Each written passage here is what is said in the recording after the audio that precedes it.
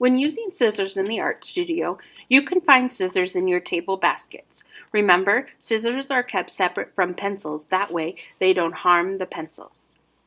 To use a scissor, there is a proper way to hold it. Remember, your thumb goes in the smallest opening, and then 1 or 2 fingers go in the other side, at least your middle finger, and then your pointer finger can be on the outside or inside of it.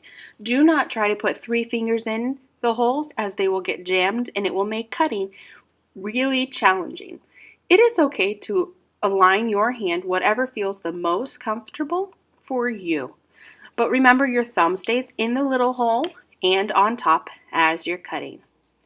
When cutting, be sure to hold it the appropriate way. And then when walking around the room, make sure to carry it in the palm of your hand if you need to walk around the room.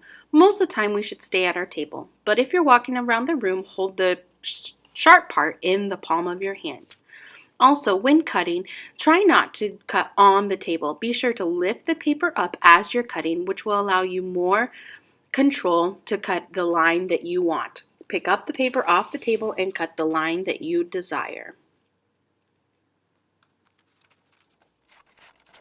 Also, when cutting, be sure to take your time. If you go too fast, you'll end up with edges that are messy and out of control. Instead, go slowly, maybe not too slowly, but take your time to cut the line that you desire rather than a messy line. When cutting, it's important to cut the farthest away from you first. So on this shape paper, I've marked 4 shapes. I'm going to start the farthest away from my hand that's holding the paper, the trapezoid, and I'm carefully cutting it along the edges. Then I go to the next one inside the paper, which here is, I believe that's the pentagram.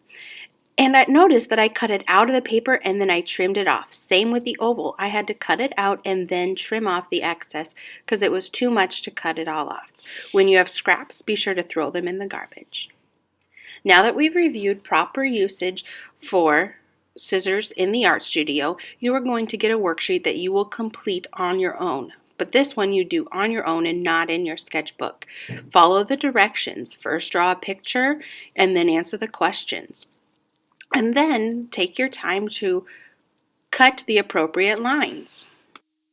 In the art room, we have access to fun, decorative scissors. You can find them at the back of the room in these turntables. There are multiple kinds of scissors that cut fun, decorative edges.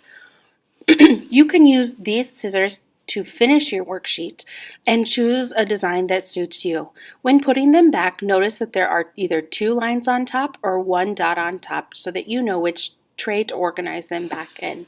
So take these scissors back to your table, carrying them appropriately in the palm of your hand, and then cut the fun line.